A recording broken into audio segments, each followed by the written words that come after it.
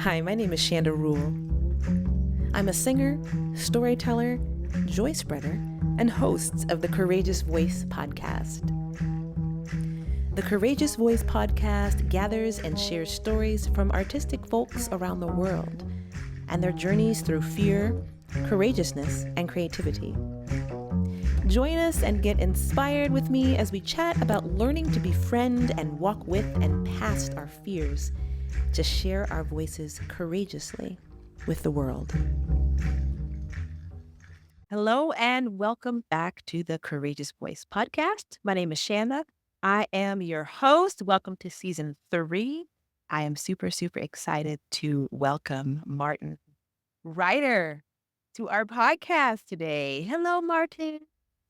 Hi, thanks for inviting me. I'm super happy. Oh, thank you for being here. Y'all, Martin is multi-talented. He is a musician. He is an arranger, a composer. He's a dad. He's my friend, I'm proud to say. He's won tons of awards. He's done a lot of different things throughout his life, throughout his musical career. We're going to get into all these things today. He's also an author. He's written 2 books on music, I think, and composition. Yeah, there are 2 more released right now. So is that 4 altogether? It's 4 name, but I also worked together with with the publisher before. Yeah. Wow. Wow. Mm. You've been busy. I had no idea about these extra 2. Mhm. Nice. Um, however, today, I mean, you can big up your books and talk about your books, but today I really want to get into um, just some conversations on courageousness, specifically when we are going through um, just different lifestyle changes, when we're being called in other directions. And I want to start it with a blog post that you wrote in 2022 that I saw on your website about authenticity. Mhm. And mm, you were talking about the cost of being inauthentic, and you asked the question, if I translated this correctly in English, what does inauthenticity costs, so to speak? And you're like, a lot. Um, and then you were saying that this concept of I am who I am. And I wanted to start there because I feel like for me, it does take a lot of courage to get to that point and to get to that point openly and publicly. And so I'm just wondering what sort of led you in that direction. Mhm. Actually, it's really an interesting and very important topic that I'm still dealing with, working on. And I remember this phase 2022, but the thoughts and the dealing with it has never left me. It's still very present. And I remember also the time that I wrote it, I was connecting to this topic because I was thinking about a lot how we would be sincere or honest with each other and how often we wouldn't be, you know? And it actually, it's not limited to strangers or people we don't know very well, but it happens with our closest friends or with family members.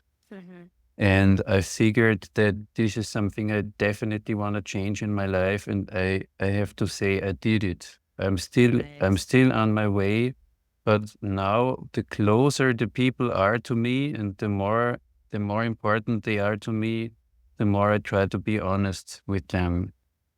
And it has been quite a journey, I have to say. But I was always rewarded like big time. And this is the big surprise or the big gift that comes. So on the one hand, for me, it was the first step actually towards this trying to be authentic. Is the first step for me is trying to be honest and sincere with each other, because in order to do that, you actually need to know quite well what you want and what you don't want, what you are and what you are not. Otherwise, you can't really be sincere.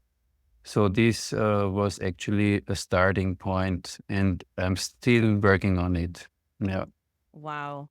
Well, and I want to add, when you're talking about being honest with people, uh, there was something interesting that I thought, because a lot of times when we think about being honest, we think about the huge things and the big things, but you were really honing into these little tiny untruths that we tell each other, these little white lies, and you were talking a lot about that. Um, yeah, and I feel like I I feel like it takes courage to address anything, but it seems like these little tiny things, or the things that we think are so tiny, for me, that can be even harder because we think that we are, usually we're doing it to preserve someone else's feelings. Um, so I thought You that know, was, yeah. we make ourselves responsible for the feelings of other people. And of course we are, because they react to what we do or to what we say. But actually, it's not our job to protect them. And this is also really important, because if you can't get ready with protecting all the people around you, and with facing and trying to think about their fears before they even do it. So I Mhm. also figured that this is not in my responsibility. And Yeah.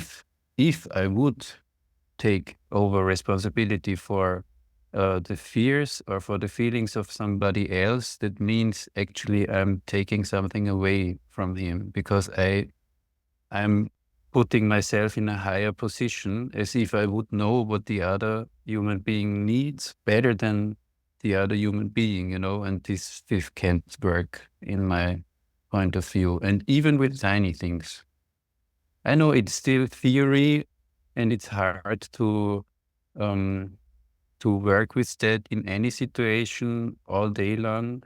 You probably don't do that with people you really don't know in the subway, but even that is super important, believe me. If, for example, you're sitting across someone and let's say people are listening to music loudly, like loud on their phone in the subway. Mhm. Might be you are not disturbed by that, but might be you are super disturbed by that. So now you can choose, do I want to risk a conflict? Yes or no? So Mhm.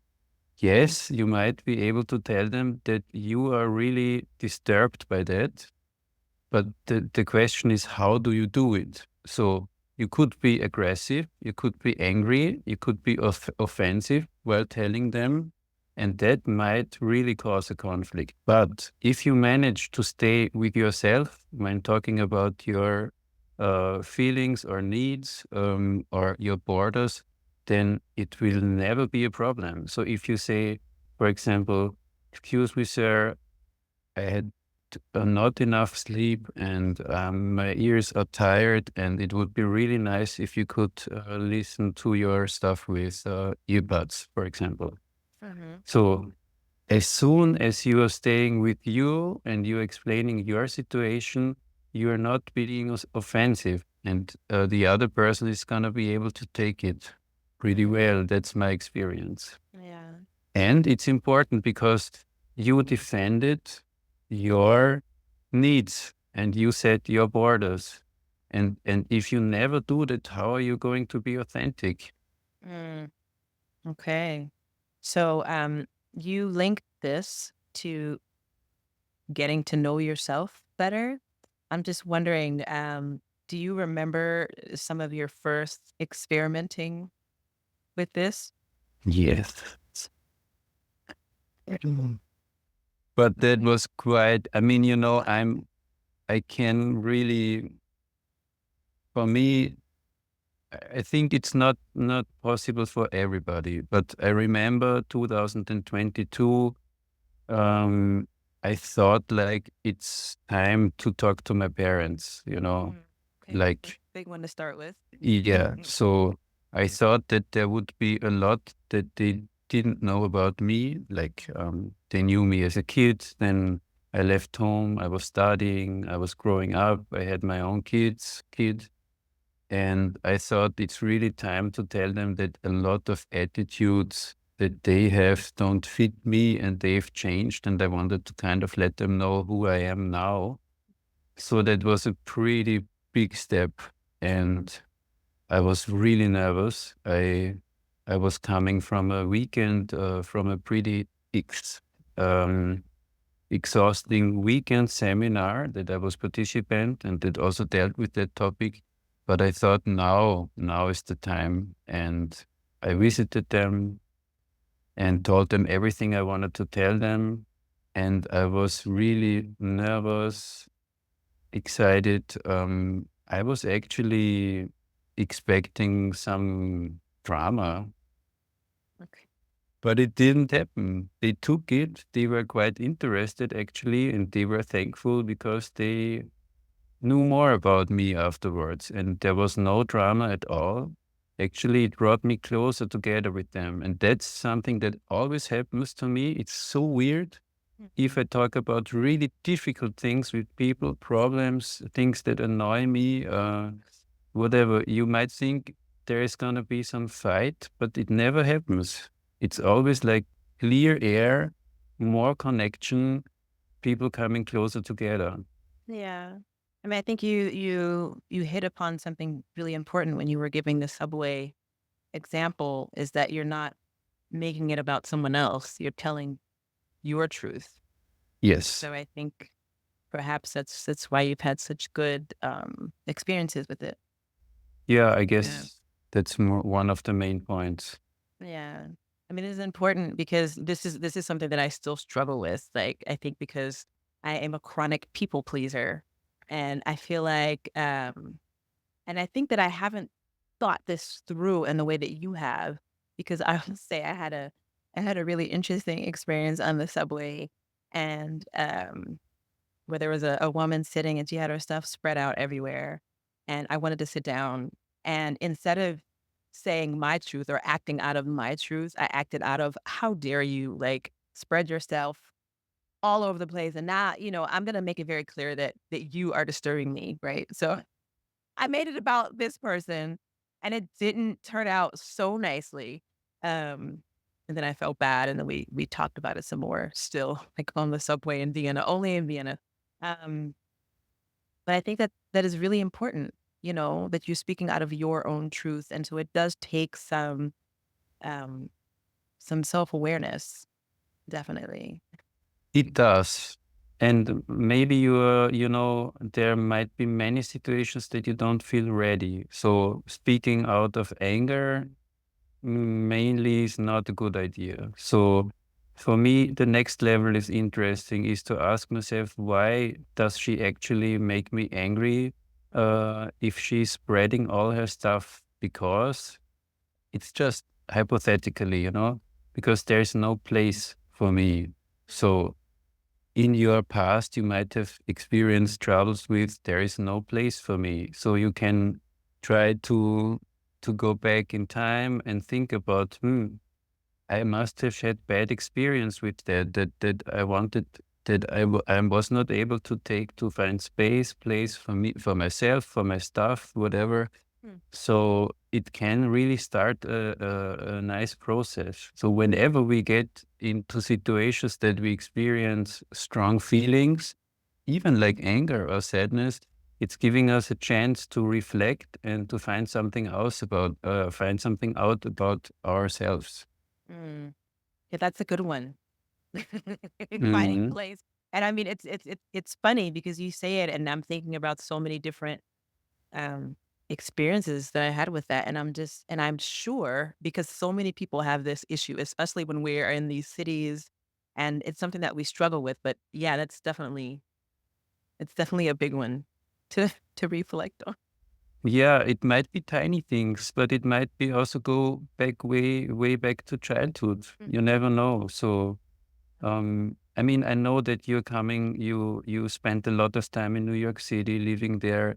I see people react totally different there because it might be, it might, I don't, it might be life threatening if you talk to the wrong person in the wrong way, So this subway example is good for Vienna, might not be good for New York City. You never know. Exactly. But even there, you can follow your intuition, and you will see that sometimes it's possible to say something, sometimes rather not. Yeah.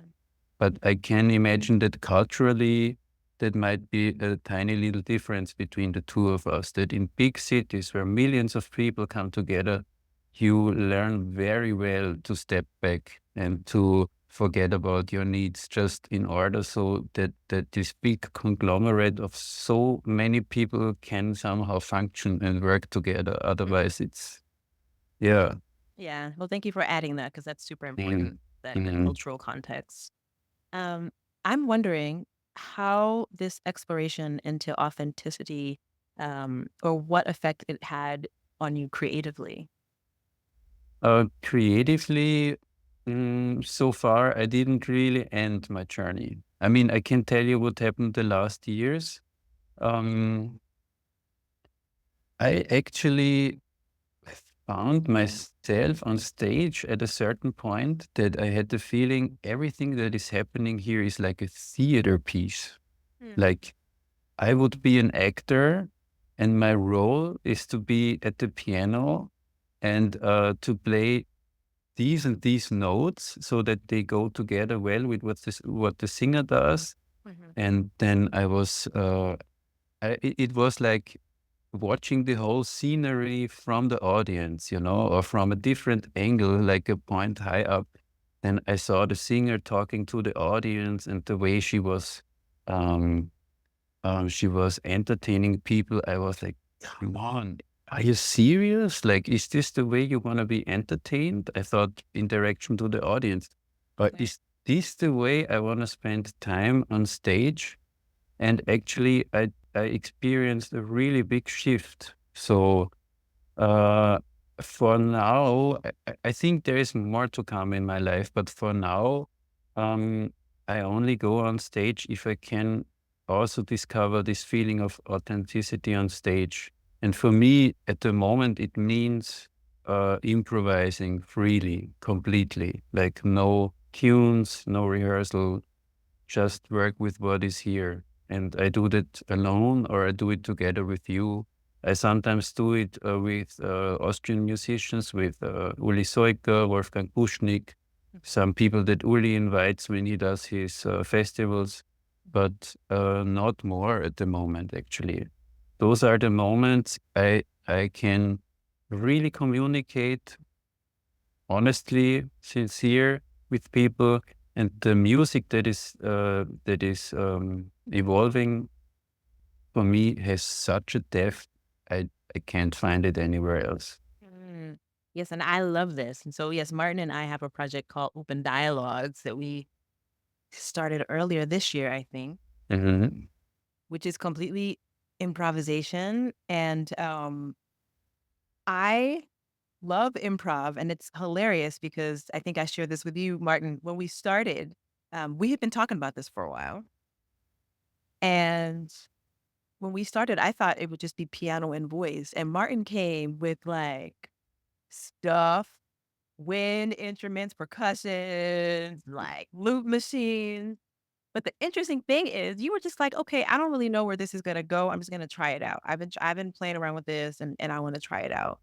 And so mm, can you just talk about this creative process of coming from an unknown and bringing it to a known, whatever that means for you? I know that was an abstract question. Coming from the unknown and bringing it to the known is a process that's really interesting because while I'm in that process, I have no control. I can't tell if it's good or bad. It's impossible to have overview. It just happens. So it's also really important to record it, to have a chance to listen to it afterwards, because in the very moment you can't tell. It's Mhm. really, really weird. I don't know why, but um, it seems to be as with many other artists that we have a chance to be something like a channel, you or me, or also painters or other directions in arts. Mm. And if the channel is open, something can flow through us. Yeah. That's the experience. It describes the whole thing the best, I would say. Yeah. So in the moment that it flows through me, I cannot hold it. I cannot see or hear it. But afterwards, when I listen to the recordings, I'm always amazed. How is it possible that it really sounds and that it has this, actually for everybody it might be different, but the quality I find is this really long breath. That's what I need in music. And if I cannot get it, then it's not interesting to me somehow. Yeah.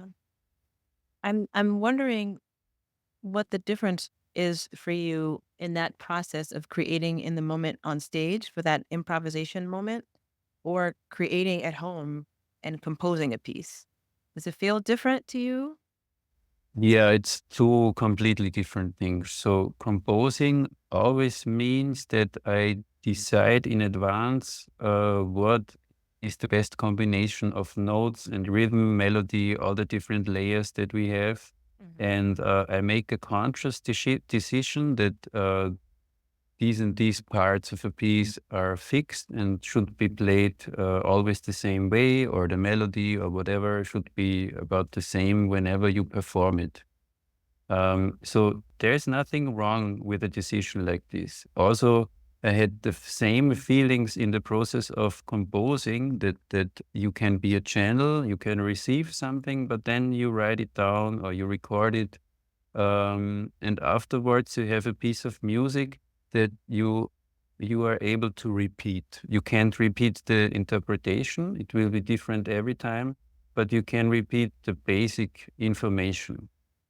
So now what happens is, if you if you go on stage or in the studio with a certain image of something that is already there, uh, your process is you try to follow the image. That Mhm. means you try to reach something that was designed before. In that very moment, you're not free anymore. At least that it's like that for me. Mhm. And I can hear it. I can hear it in recordings and in everything. I don't like to hear myself like that. I don't like how I sound.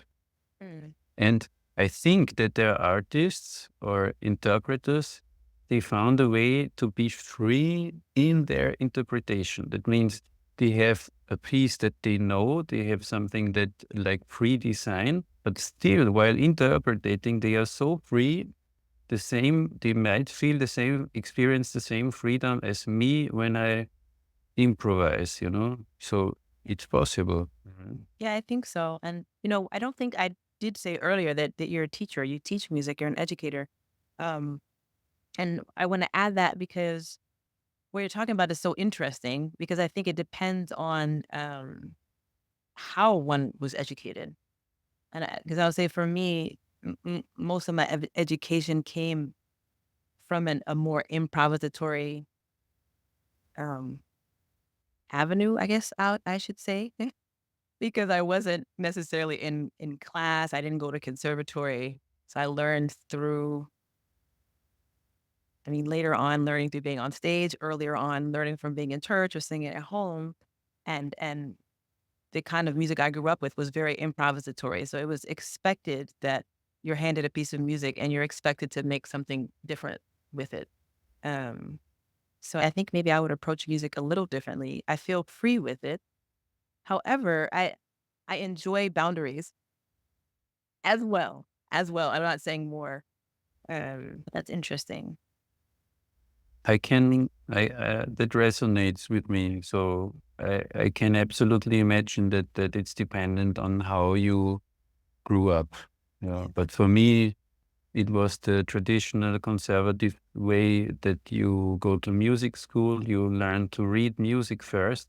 Actually, it's interesting because I just had a talk today about that topic, that so many learning processes, um, we are doing it in a weird way in Europe, really, because there's nothing better than just watching and imitating, or hearing and imitating. Like my partner used the phrase "monkey see, monkey do."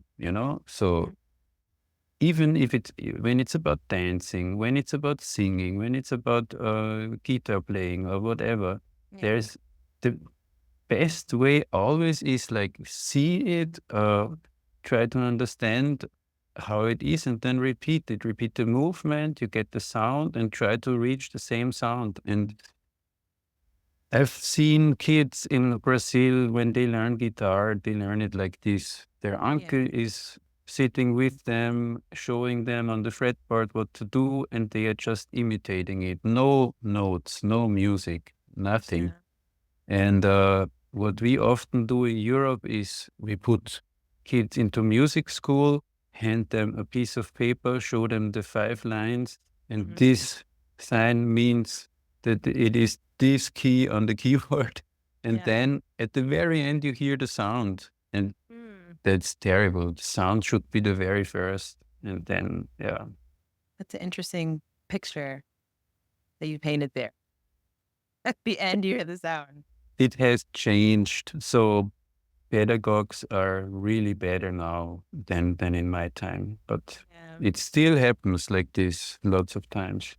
But the crazy thing is when we think about it, and especially when you're talking about European music, it wasn't always like that. You know, when you think back to the greats, the people that were studying these great classical composers, they were doing the same thing. They were not. I think they were just sketching things out, and you know, when you look at these old manuscripts, it's like sketches, and in the beginning, they're always like, "Please do not play what's on the page. This is not about that. We're just sketching this out." So I wonder when that came in, and it would be interesting to know, like, about what time period, uh, music education changed to that, and I wonder what was happening because, especially since we're talking about authenticity, we're talking about authentically sharing ourselves through our craft, and I just wonder what was happening in the world where that shift was, um, there was a shift from sharing yourself and being more locked into do this more mechanically. Mhm. I couldn't tell. I don't really know. I think also that this is very different in different parts of the world, of Yeah. course. But the Europeans, for sure, they. I think that the first big universities and music conservatories they were founded in for sure in Europe.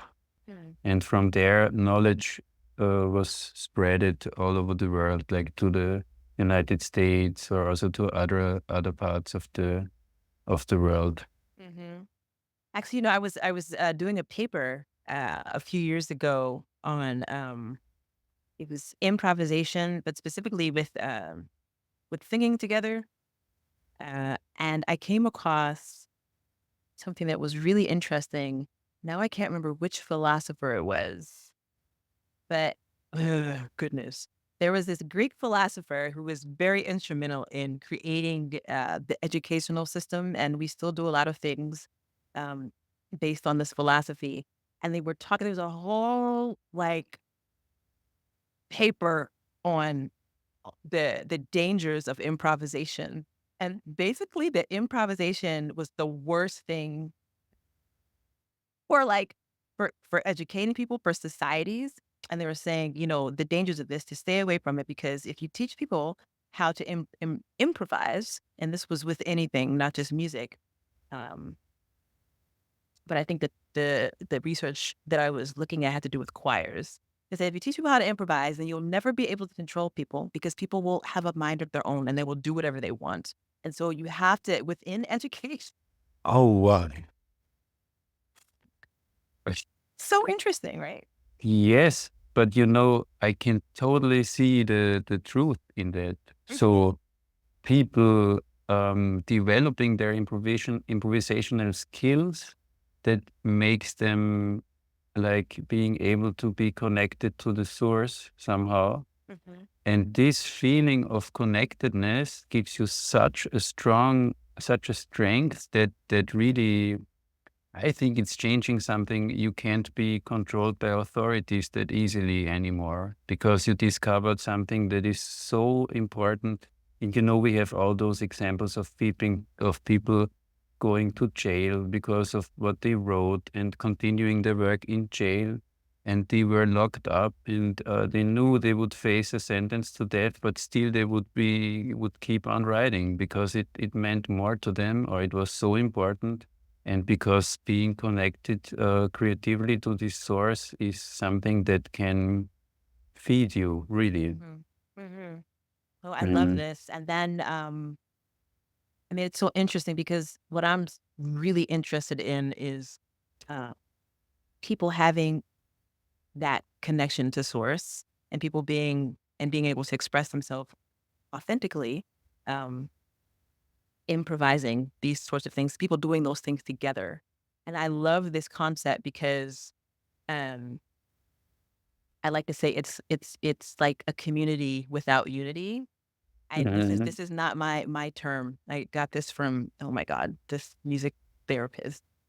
I love this concept, and there's this old school way of singing that I grew up with, but it's not um native to African American church. There's like it's done everywhere. With you see it in like Scotland, and you see it in like the Appalachian mountains. But basically, it's this way of singing where um, there is a melody, but everyone kind of sings it in their own way, and like the result is so interesting. It's so moving. Um, and it's just a model of like, look, we're all moving in the same direction. We're doing the thing and we're doing it in our own individual ways. And it just kind of strengthens that natural bond that music creates anyway. And it's such a beautiful thing. And sometimes I wonder um how that could be translated into our everyday being with one another, because I feel like we really struggle with this, whether it is finding our authentic voice with what is acceptable, what is within the rules, um, or being in places that are super diverse. Like we find ourselves in most larger cities nowadays with more and more people who have completely different views than we have Mhm. or than we know. And like, what would it be like to really live with these philosophies of living and being connected to the source, being authentic together, you know. Yeah, it is. I hear you. Really, it is. It is like a big dream of mine um, to go in that direction as far as possible. And for me, it means um, having lots of respect for other human beings and trying to see them as they are with all their potential and not with their mistakes. It's more like if you are in a phase, for example, if you are for many people, it happens that when they are connected to the source, very creative in a good process, their heart is opening and they are just, it's like if you are in love, let's say you fall in love, the first weeks, everything is beautiful and you just see the potential in everything and you see the beautiful sides of everything. It's not ignoring that there are also negative sides, but it's really a big difference if you meet people and your first thoughts are positive ones. And Mhm. it is possible to change your mindset. You know, it is possible to go out in the world and even in the subway with lots of people, many of them, you can go like, oh, this guy, he looks interesting, or this guy, he looks sad, he's worried. I wonder what is crossing his mind or what has happened to him. Maybe he has like really sad family story, and I feel sad for him too, you know. And not you go like, ah, he's just looking grumpy, and I would never like to talk to him. So that's a big wish because I see that there is a lot to do for myself, you know, to go out in the world and trying to have as good as possible positive mindset. That you're putting all of this together in a really interesting workshop slash retreat experience. And I wanted you to talk a little bit more about that because I know there's something coming up. And now I can't remember what it was called. So could you tell us a little bit about it? Yeah, I'm so much looking forward to that. It's happening at the end of October, 25th to 27th. in the north of Austria, Waldviertel. And I wanted to offer a house of a good friend of mine that I know. It's like a retreat or seminar house for a weekend to get together and to try to talk about things like that. So the invitation is bring your story and bring your um, condition that you are in concerning creativity, bring it with you. And what I would like to offer is different tools or things that you can do to reconnect to your creativity, to get it into flow. Maybe you have some blockades and you don't know how to continue. You would like to be more creative in different fields of arts or in general in your life. And I think there is something that you can do to push that actually. And I call the weekend creativity as a life force. Mm.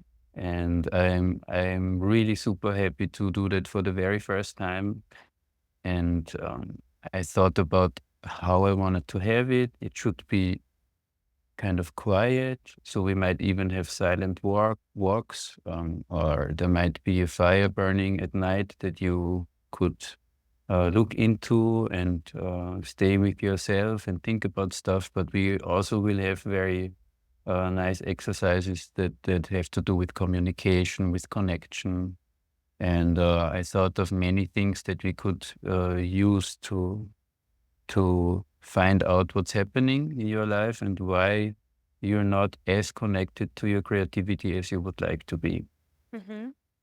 And so, so far you mentioned um, connection and different blockages.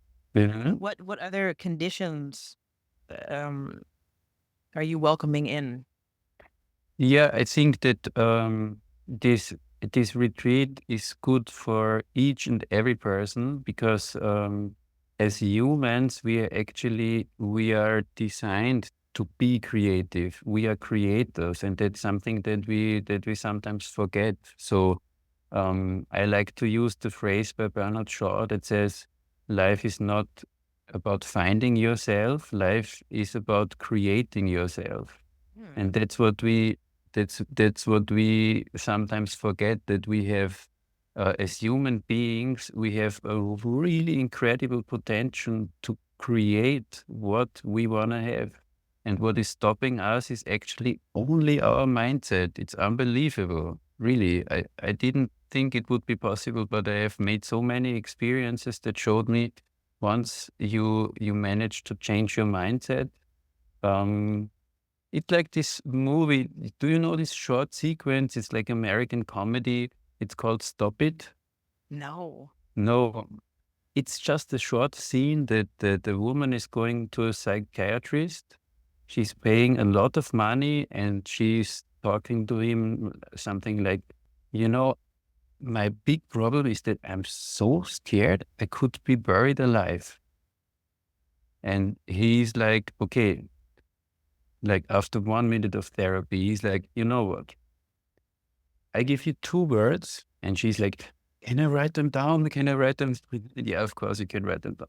I give you two words and you take them home with you. That's your homework. And you will really take them seriously and you will see your life is changing. And she's okay, what are the two words? And he's like, stop it. Just stop it. Stop it. Like, it's your choice if you think about that you're scared of being buried alive. It's really your choice, and there are ways that you can actually influence your thoughts. We are always most of the people are not even aware that the things that they are going on in their mind that they have influence on that. It's as if we would be victims of our thoughts, of our mind, and it's just not true. Hmm. And one big step, for example, is regularly meditate. That's actually the best thing you could do. So we will also have some meditation. We will do some things that actually um, deal with this constant source of thoughts that is mainly destructive. That's very interesting. For most of the people, it's not something pleasing. It's mainly destructive because for most of them, there are exceptions, but they won't come to my seminar. For most of people, their stream of thoughts tells them what they did wrong, what they should have done, what they should have done differently, why they think other people are annoyed or whatever, and what they still didn't do, but they should do and they forgot, and that they are never enough, you know? Hmm. And this is so terrible because we can change it. And it's keeping us away and it's blocking us from so many things. It's terrible, including myself. I'm not like, I'm really not far on this way, but I like to, I like to work in this direction actually and to improve uh, my condition. Yeah. And I like to share that with others. Hmm. I think this is beautiful. It's healing on both ends for you and for whoever is receiving. Yeah. If I would be enlightened, I would be sitting under a tree and I don't care if somebody is coming or not, or giving me money or not. Happy not to be enlightened. Because there are so many worldly things, that I Mm. really like. Yeah. Yeah. Yeah, me too. Me too. But it's so interesting, when you're reading about that, especially in that more Buddhist path, when you're reading the sutras, it talks about that, like that step of enlightenment. And there is this fluctuation back and forth. And then there's like no judgment about it either. So it's interesting. But yeah, I don't know. That's far in the distance for me. Yeah. So coming back to the seminar, I think what I also wanted to suggest to people is that some digital detox is good. So maybe you can forget about your phone for 2 days or your computer. Mhm. There's a sauna for somebody who likes to go to the sauna. There is beautiful nature all around. It's Waldviertel. If you don't know it, the woods are like in a Lord of the Rings movie, actually. It's so mysterious and special and yeah, good surrounding. It's quiet, fresh air. Wow. And also I want to invite people to spend those 2 days without alcohol or substances, because I think that a lot of changes can only happen if we are sober. Actually, that's also something that I like to speak out, because most of us don't know. Hmm. So it's like a total detox then. Not Yeah, total, but it's really, we're talking on many different levels. yeah. Mhm. Yeah.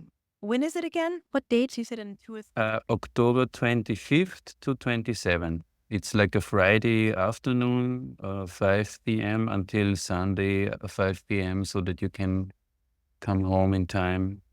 Okay. All right. So where can we find out more information about your workshops and retreats, about your music? My homepage is www.martin, also MartinReiter.com. And you can find me there. You can also write me there.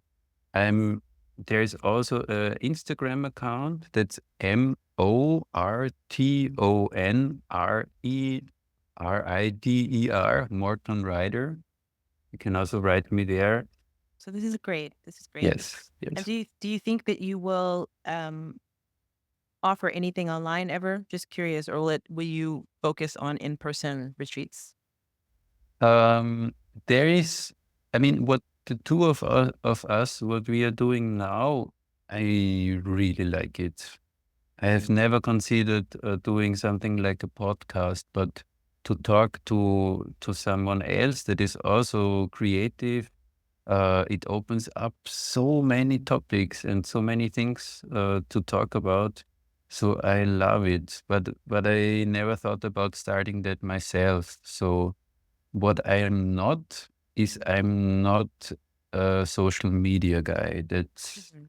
might be difficult because of marketing, but actually I believe in different ways of connection. Sorry to say that, but the best things that happened to me in my life were because I met other human beings and they told me how great the experience was they made. Then I said, okay, I want to have that experience too. So I tried to do the same thing. And that's the beautiful, the most beautiful, um, yeah, experience I found actually. Social media, I don't know if it's good for anything. Sorry to say that. I Yeah. mean, it's good for connecting. Yeah. Well, But on a, movement that it's like no social media. And it's really interesting because um, I was listening to another podcast. This is how I found out about it. Because there was a woman that I used to listen to, and I've been missing her. She had a podcast. She's been doing all this stuff, but she decided to go on a complete social media detox. And it was a big deal for her because she had these major endorsements on social media and they were paying her bills. And she wanted to find out if she could actually still, thrive financially and market her business without being on social media. And she's been Mhm. fine. And they're, you know, so it's interesting because we're kind of pushed to feel like, oh, you want to start something, you have to be on social media and you have to spend like half of your day like trying to get people to click on you and It's terrible because it kills all the good things I have inside me, all my intuition, all my positive attitudes towards life. I don't know why, but I started I've never been on Facebook since 2 or 3 years. Mhm. So for some people, I think I'm dead. They don't even know that I'm existing. Because if you're not on Facebook, you're basically really not doing anything. And then I used Instagram for a little, but also I have not had the app on my phone. Just now I got it back to try to promote my seminar, but Mhm. um, yeah, I don't like to see what other people are posting because it immediately gets you in this struggle of comparing yourself to what others are doing. And comparison is never a way to go. It will always be depressing. Always. Yeah. Yeah. Mhm. And I think for you in particular, just based on our conversation today, it takes you away from this concept of source that you have mentioned Yeah. several times, because then it places the social media as your source, which is not what you're really living into. So I think that makes sense. And when you are living into this concept of source, that you know that your supply is coming from something else and it's not coming from Facebook and Instagram.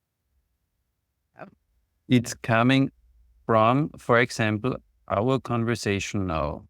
So this is something so beautiful and so connective, and that's really it's a source of joy and happiness, and it's so sad that I don't have it more often. Really, I'd like to.